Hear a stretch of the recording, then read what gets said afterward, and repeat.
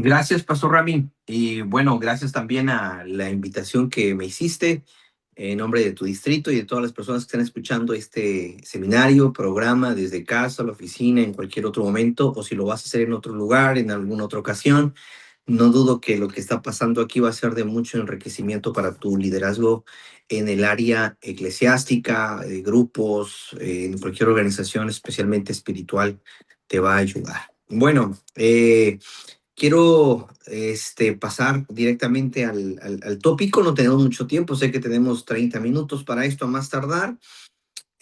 Vamos a hablar de la sucesión en el liderazgo eclesiástico, prácticamente al tema de cómo transferir el liderazgo a otras generaciones. Se le conoce generalmente como la sucesión de liderazgo. Este tema se ha abordado por múltiples autores, diferentes libros han escrito al respecto, pero quiero compartir con ustedes a grandes rasgos algunas características o la filosofía también del por qué hacer esto. Quiero compartir también, antes de comenzar con algunos consejos, la historia que Tom S. Reiners comparte en su libro Autopsia de una iglesia muerta. Está en español, en inglés está también. Y me llamó mucho la atención esta historia que le voy a contar. Dice así: conocí a la paciente antes de que muriera. Fue hace 10 años. Estaba muy enferma en ese momento, pero no quería admitirlo. Solo había un destello de esperanza en el mejor de los casos. Pero esa esperanza podría convertirse en una realidad solo con un cambio radical. Ella no estaba lista para ese cambio. De hecho, se resistía fuertemente a cualquier cambio. Aún estando muy enferma y a pesar de que se estaba muriendo, no lo quería hacer. Pero yo le dije bruscamente las malas noticias: te estás muriendo. Espero haber dicho esas palabras con algo de compasión. Me sentí mal compartiéndole la noticia de su muerte, pero era la única manera que podía hacer para llamar su atención. Incluso le dije que en el mejor de los casos tenía 5 años de vida. En el momento en que dije esas palabras, realmente no creo, comenta el autor, que fui demasiado optimista. No me había sorprendido si ella se hubiese muerto en el transcurso de ese año. Pero la paciente no solo estaba negando su situación iracunda, no solo estaba negando su realidad, y dijo lo siguiente: te lo mostraré, voy a demostrarte que estás equivocado, no me estoy muriendo. Sus palabras fueron feroces, desafiantes, llenas de ira, pero era hora de que nos despidiéramos. Así que hice todo lo que pude, nos despedimos. No estaba enojado, solo estaba triste con ella porque no aceptaba su realidad. Ahora, para su crédito, ella tenía razón hasta cierto punto. Ella no murió en 5 años, como se prometió. Ella demostró ser resistente y sobrevivió otros 10 años, pero su última década, aunque estaba técnicamente viva, estaba llena de dolor, enfermedad y desesperación. No estoy tan seguro de que su supervivencia a largo plazo fuera algo bueno para ella. Ella nunca mejoró, al contrario, se deterioró lenta y dolorosamente, y entonces murió. Ella, por supuesto, no es una persona, es una iglesia, una verdadera iglesia, una iglesia en medio del este de los Estados Unidos de Norteamérica.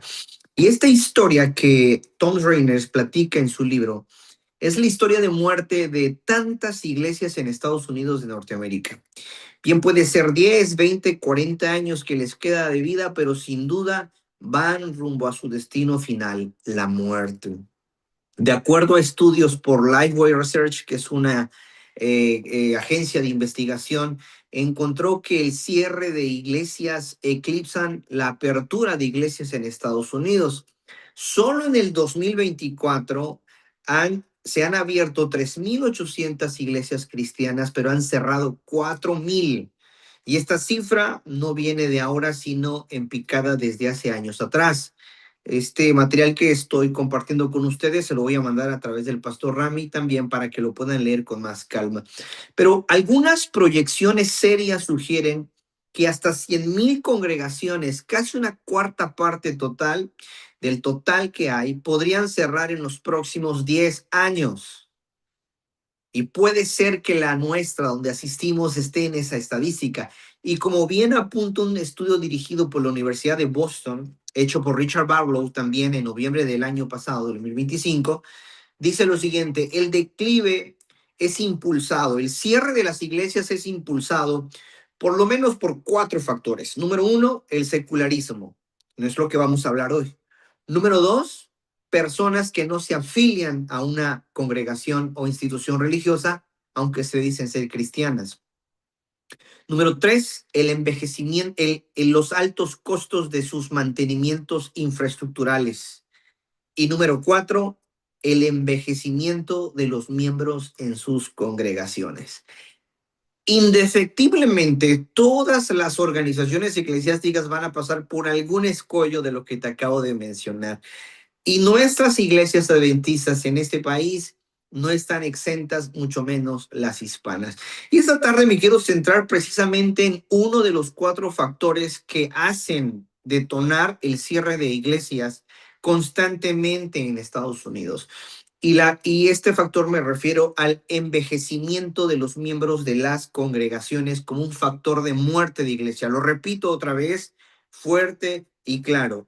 El envejecimiento de los miembros en las congregaciones es un factor que indefectiblemente, mortalmente, va a llevar al cierre de muchas iglesias.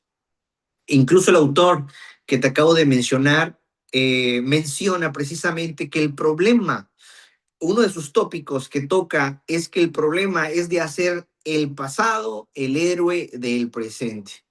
No te olvides de esto. Muchas iglesias que cierran siguen haciendo del pasado su héroe del presente. ¿Qué significa esto? Muchos líderes no entienden o no logramos ver que los logros del pasado que hicimos en Guatemala, en El Salvador, en México, de donde hayamos venido, ya quedaron en el pasado. Fueron muy buenos, pero ya están en el pasado. Esos días donde se llenaban las iglesias con sermones que tardaban 7 horas fueron buenos, pero ya es pasado. Esos días donde se hacían campañas de evangelismo de 30 días por las noches y se tenían carpas grandes y repleta de personas cada noche, eran rentables en su momento. Fue muy bueno, pero ya es pasado. Aquellos tiempos donde las personas llegaban a masas para ver una película, por ejemplo, La vida de Cristo, en cintas de celuloide, en blanco y negro, que se pasaban cada noche, fueron buenos, pero ya es pasado. Aquellos tiempos donde los líderes eran respetados y obedecidos solo por el hecho de ser líderes. No sé si tú viviste esa parte. Líderes que se respetaban solo porque usaban ropa de líderes o tenían nombramientos. Fueron muy buenos, hicieron mucho bien a la iglesia, pero ya es pasado. No estoy diciendo, querido, no me malinterpretes, no estoy diciendo que no debemos escuchar sermones, que no debemos hacer campañas, que no debemos ver películas cristianas, ni respetar a nuestros líderes antiguos. No estoy diciendo esto. Lo que estoy diciendo es que no podemos seguir viviendo de héroes del pasado. Todos indefectiblemente envejecemos. Piensa en lo que te voy a decir esta tarde. Vivimos en tiempos donde todo ha cambiado. Te voy a dar unos ejemplos para que veas cómo también la iglesia tiene que entrar en ese proceso. La forma en que trabajamos. Hoy en día hay máquinas automatizadas que hacen el trabajo que antes los humanos hacían. Máquinas que contestan, por ejemplo, el customer service, servicio al cliente. Ya no necesitan personas, ahora hay máquinas automatizadas que hacen lo que antes el ser humano hacía. La forma en que comemos, el famoso drive-thru. ¿Te acuerdas antes cuánto usábamos drive-thru? Era comer en casa, hacer comida. Ahorita se come en carro, porque el tiempo tiene un precio y hay que comer rápido y algunos pedimos la comida por aplicación. La forma en que estamos ahora incluso en comiendo ha cambiado conforme a las tecnologías. La forma en que compramos, por ejemplo, en línea. Muchas personas hoy en día ya no van al mall, ya no van al supermercado, hacen DoorDash, hacen Amazon, hacen cualquier otra aplicación, pero eso también ha cambiado. La forma en que vemos clases, por ejemplo, online, lo que estamos haciendo ahorita. En el pasado, ¿cuándo íbamos a estar viendo una reunión, una clase, una ponencia a través de esta aplicación? Era imposible, todo era presencial. Eso también ha cambiado. La manera en que hacemos las cosas ha cambiado. Todos estos factores, por darte unos ejemplos, han cambiado la forma de hacer las cosas, pero también han cambiado la mentalidad de las personas. No te pierdas en este punto. Precisamente los miembros de las iglesias que han cerrado sus iglesias se negaron a ver la realidad. ¿Qué realidad? Que los tiempos están cambiando. Estaban cegados con la erosión, el desgaste que se estaba produciendo. Lo estaban viendo, pero no querían darse cuenta de la realidad. Hubo una serie de cosas que estuvieron pasando en su interior, en su iglesia, en su congregación. Por ejemplo, ya los jóvenes no vienen, los cultos no se llenan, nadie quiere tomar los cargos. Y pareciera que todos lo ven, pero menos los líderes. No estamos entendiendo que los tiempos están cambiando y las personas también. Y nos puede pasar como el avestruz, el problema del síndrome del avestruz, que por meter la cabeza en la tierra, piensa que los problemas de afuera se solucionan.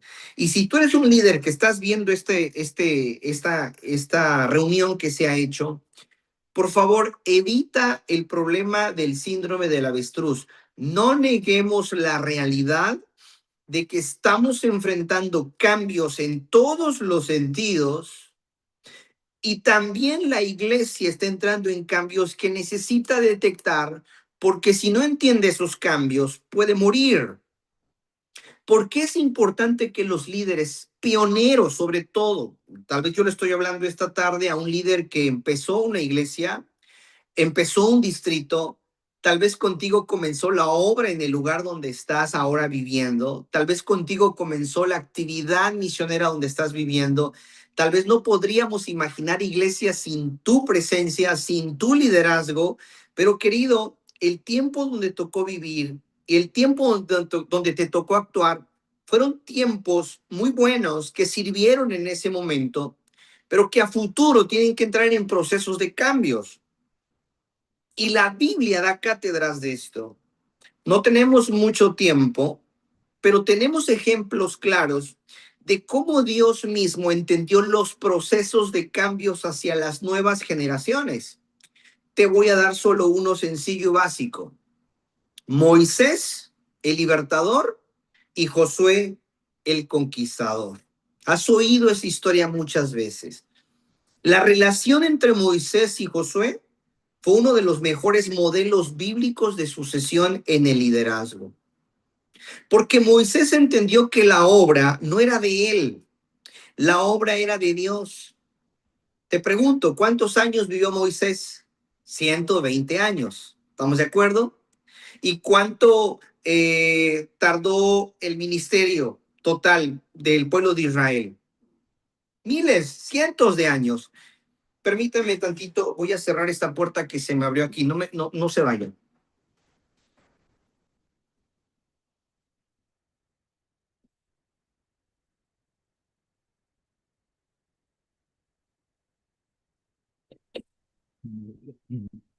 Lo que el pastor regresa, se me olvidó comentar que el pastor Hugo es el pastor del distrito de Foley, ¿verdad, pastor? Eh, Sí, Foley, ¿y qué otra iglesia? en Pensacola y Robertsdale. Pensacola y Robert allá en la costa, en la playa, por eso es que lo ven así medio doradito. Gracias, pastor. Ese como vino la lluvia, se vino fuerte la lluvia, me abrió aquí tantito la puerta. Entonces, te estaba diciendo lo siguiente. La Biblia nos pinta el cuadro de sucesión de liderazgo y te estaba hablando de Moisés y Josué.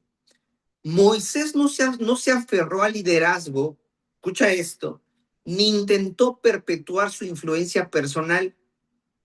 Al contrario, por si no lo habías notado, pero Moisés en la Biblia incluso preparó su sucesión. Eso es algo que lo sabemos, lo hemos estudiado, lo hemos escuchado en predicaciones, tal vez tú mismo has predicado sobre esto.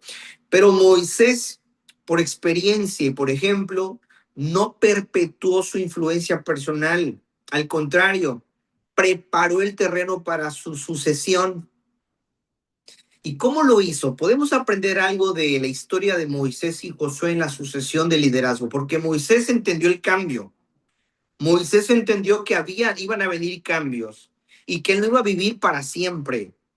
Y sí, él fue el libertador que sacó a Egipto, a Israel de Egipto.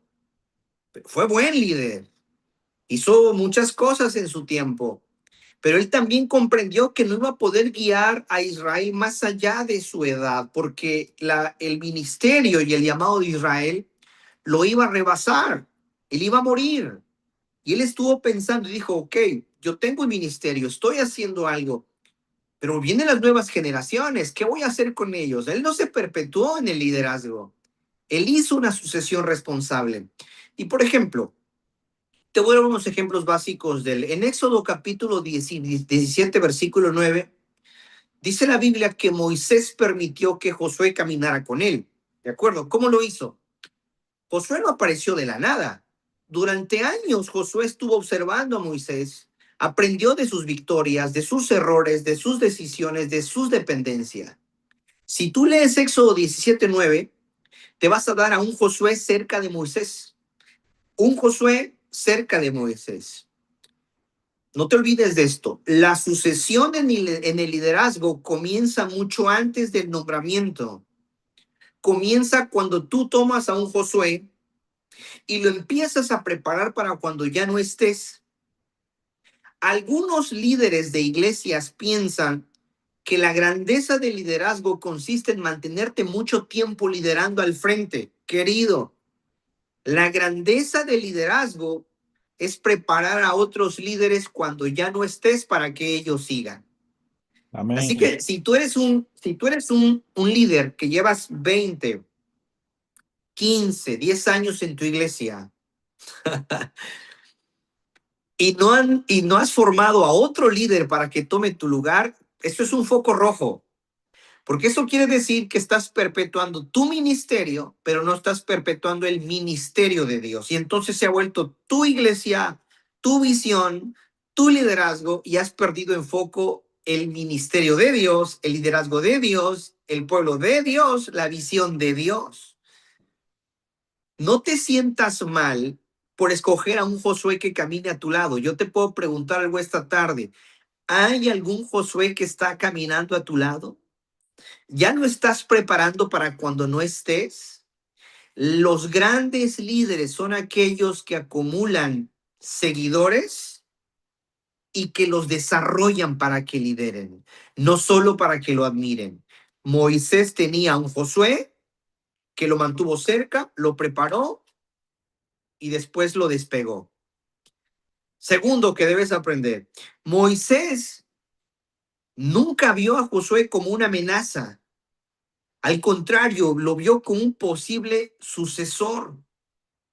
Y aquí hay otro problema. Muchos líderes fracasan porque ven a los nuevos liderazgos, jóvenes con chispa, jóvenes que predican, jóvenes que son creativos, que tienen ideas buenas. Y en vez de ayudarlos y trabajarlos y madurarlos, los empiezan a alejar porque se ven a sí mismos desafiados. Les da, en otras palabras, su ego. El ego empieza a pegarles duro y dice, no, si empiezan a ver a este muchacho me van a empezar a hacer un lado a mí. Qué bueno si lo ven a él. Si hay otro joven, otra persona en tu iglesia, querido, que tiene buen liderazgo y tú como líder mayor y con más experiencia lo estás viendo, no lo veas como una amenaza. Al contrario, míralo como un posible candidato para liderar la obra de Dios en la cual tú empezaste. Por eso muchos líderes fracasan en la sucesión porque sienten temor de ser reemplazados, olvidados o temen perder poder. Pero Moisés nos enseña lo contrario. Elevó a Josué, lo animó y le dio espacio para crecer. A mí como pastor me ha tocado ver, como pastor que llego a veces a nuevos distritos, que hay liderazgos que se perpetúan y cuando ven líderes nuevos que van saliendo, sienten amenazas hacia su persona y en vez de prepararlos para que otros ocupen su lugar, cuidan, protegen su espacio. No te olvides de esto.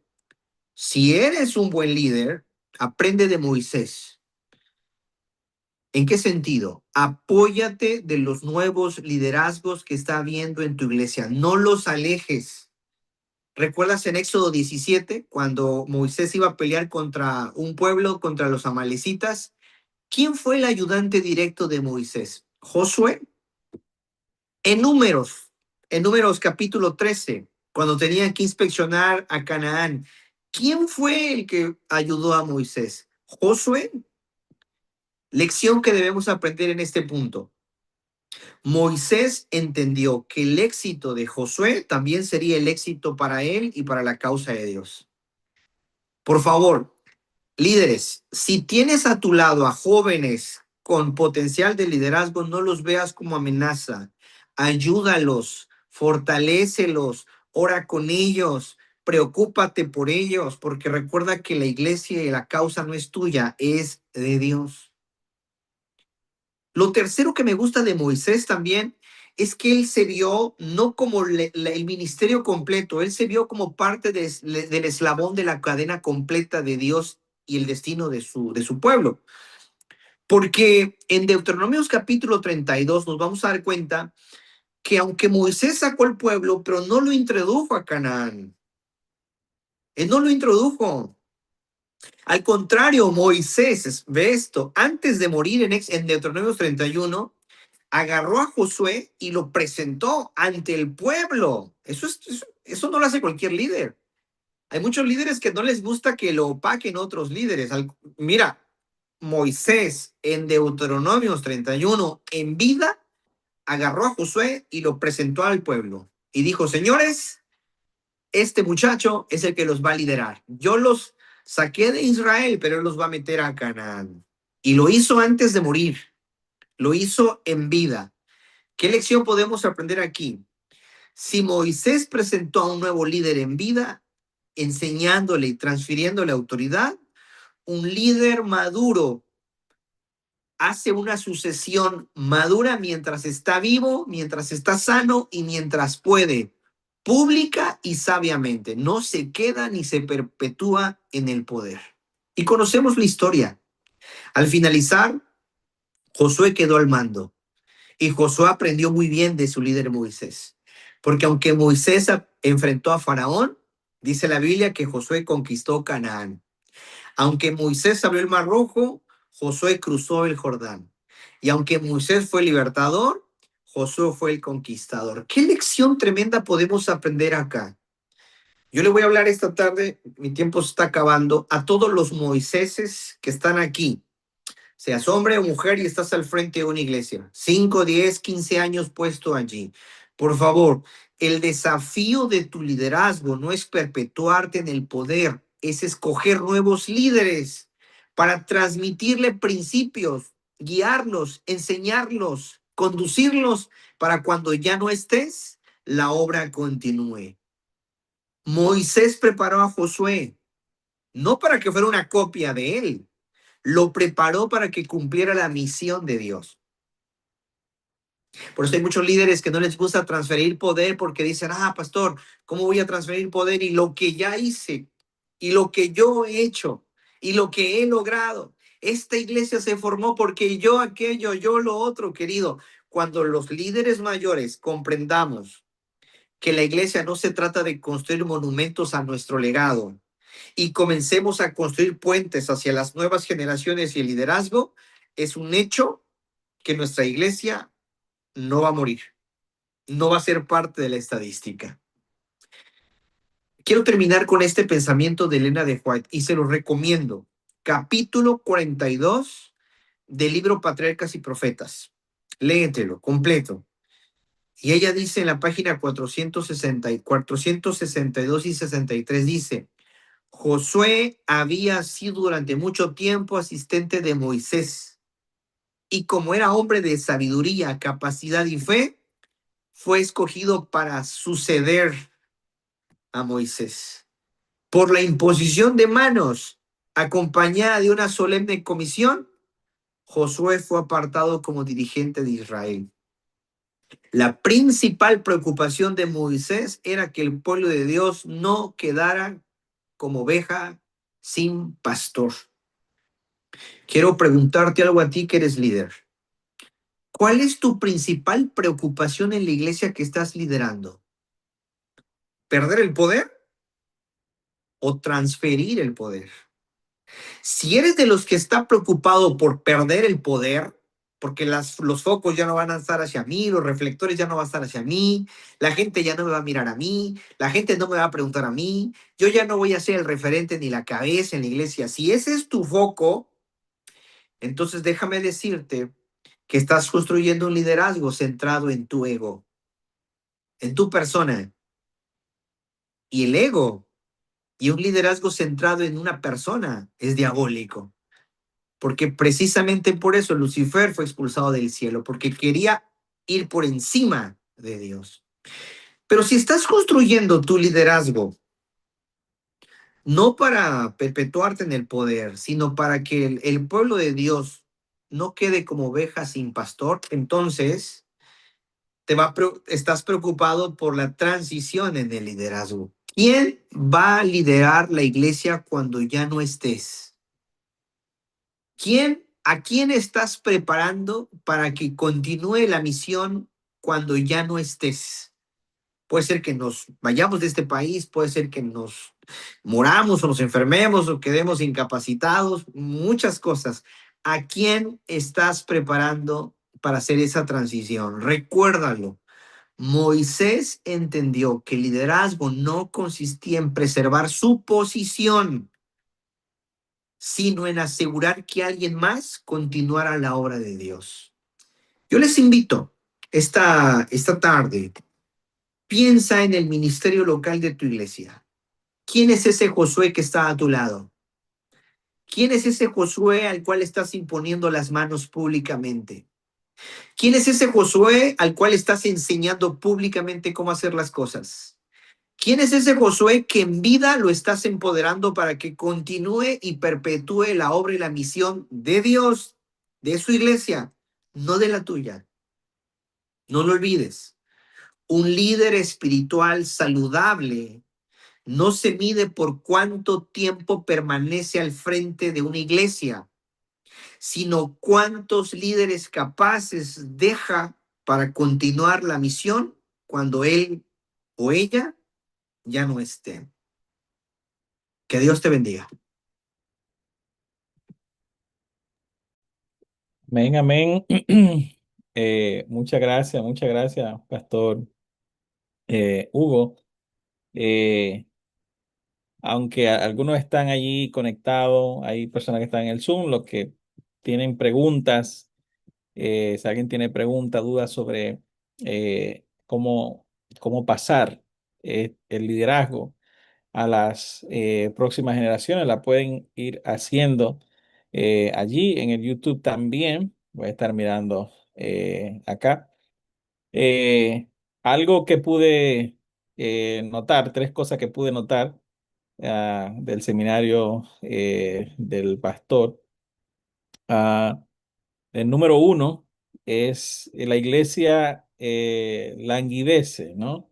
La iglesia está desapareciendo, la iglesia está decayendo, la iglesia está prácticamente muriendo.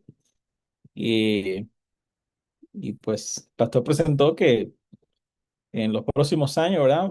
Eso va a seguir aumentando, ¿no? Eso va a seguir aumentando.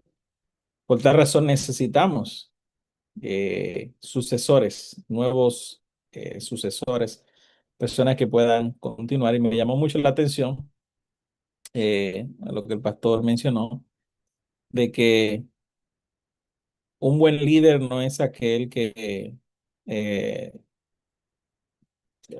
tiene grandes logros, sino aquel que logra que otro pueda continuar, ¿no? Que otro pueda continuar. Y, y pues la pregunta que eso me lleva a hacernos es, ¿a quién estamos preparando? ¿A quién estamos preparando para que continúe lo que he estado haciendo? Y este tema es muy importante porque muchas veces no nos damos cuenta que la razón por la que a lo mejor ya las cosas en la iglesia no son como antes, no es porque, como muchos piensan, no, la iglesia está en pecado, la iglesia está alejada de Dios, la gente no quiere ir a los eventos, a las actividades, esto, aquello, lo otro. Tal vez ese no es el problema, tal vez puede ser que el problema es que nosotros como líderes ya estamos cansados, ya no estamos, eh, no somos tan eficientes como lo éramos antes y necesitamos que otros ahora tomen ese lugar, pero como el pastor mencionó, a veces hay quienes no se sienten que es tiempo de pasar a otros. Al contrario, dicen, no, sin mí la iglesia se cae. No sé si usted ha escuchado esa expresión, ¿no, Pastor Hugo? No, porque si yo, y hay gente que piensa que si dejan los cargos y que si ellos no son dirigentes y que si otro toma el liderazgo de la iglesia se va a caer y que ya no va a ser igual, ¿no? Y que si fulano se va de la iglesia, esta iglesia se cae. Eh, pero hemos visto en la historia de que el pueblo de Israel, cuando Moisés murió, ¿qué pasó? Continuó, ¿verdad? No sé si hay alguna pregunta, alguien que tenga alguna pregunta. Pastor Josué también está ahí, no sé si también tiene alguna pregunta, pero una pregunta que a mí me gustaría hacer es en relación a cómo podemos nosotros, como líderes, lograr que ese miembro nuevo de la iglesia eh, se prepare o se involucre en, en lo que a mí me apasiona, eh,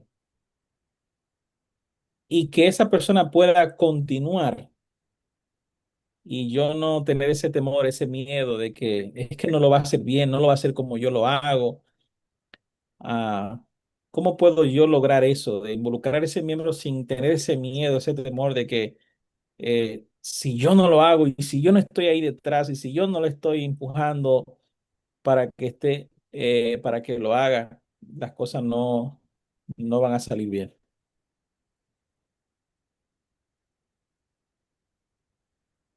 ¿Qué piensa eh, Pastor Hugo al respecto sobre eso? ¿Cómo podemos lograr eso? Gracias, Pastor Rami. Bueno, cada miembro es diferente, cada persona es distinta. Los líderes que en su momento estamos al frente de alguna organización o algún grupo, tenemos que entender que cada persona es diferente, porque tomando de ejemplo la vida de Josué y Moisés, ¿cómo fue Josué una vez que quedó al mando del pueblo? Dice la Biblia que Josué siguió adorando al mismo Dios, ¿cierto? Siguió obedeciendo la misma ley y siguió con la misma misión, pero no dirigió exactamente como Moisés. ¿Qué significa esto? Josué continuó con los principios de su líder, pero no continuó con las formas exactas de su líder. Y eso significa que hay algo que aprender acá. Los principios permanecen, las formas cambian. Entonces, cuando los que estamos al frente de una organización tenemos el deseo de dejar a otros líderes y prepararlos para cuando ya no estemos, nuestra preocupación no debe ser las formas, sino los principios. Por eso las iglesias que envejecen y mueren en Estados Unidos, que envejecen como miembros como tal, se preocupan por las formas más que los principios. Y yo decía hace rato que los tiempos han cambiado. Vamos a poner un ejemplo del el mundial, que está ahorita muy bueno. Hay una polémica en muchas selecciones nacionales. Uno de ellos es la portuguesa, que hay una ola de comentarios que están diciendo ya saquen al famoso Cristiano Ronaldo, ¿no? Que ya se hizo muy viejo. No está entendiendo que nuevos jugadores, están viniendo nuevas técnicas y hasta cierto punto es verdad. Hoy en día nos estamos dando cuenta que las selecciones más competitivas son aquellas que no están usando jugadores de 1970, de 1960. Fueron muy buenos en su tiempo, pero 2026 hay nuevos jugadores, no solo por la parte comercial, sino por lo físico. 25 años. Pastor, ponte a correr con un chico de 17 años. Tú y yo que ya tenemos arriba de 30, pues no creo que le llevemos el paso, ¿no es cierto? Piensa en deportistas de alto rendimiento, uno de 40 años y uno de 22, 23. Las energías son diferentes. Lo mismo pasa en el liderazgo. Las iglesias que mueren son aquellas que no entienden que los líderes también envejecemos. Y como tal, nuestro desafío no es hacer que los que vienen copien nuestras formas. Mm, mm. Nuestro desafío es que los que vienen copien los principios, pero las formas cambian. Las O formas van sea, a cambiar, ¿no o es sea, cierto? Pastor, o sea que eh, formar a otros líderes no es yo hacer que ese otro líder haga las cosas exactamente como yo la hice. ¿Correcto? Haga los Tal cual. programas, las actividades y que haga todo lo que yo hice. Y si no lo hace así, entonces se está desviando, está cayendo en pecado, está mal. Sí. Y no se cantan los cantos pues, que yo canté cuando yo era el director de música. Si no se hacen los cultos que yo hacía cuando yo era el anciano, y si no se hace eh, tal actividad o tal programa como yo lo hacía cuando yo era el líder, entonces esos líderes están mal y hay que quitarlo porque están todos perdidos, ¿no? Ujú.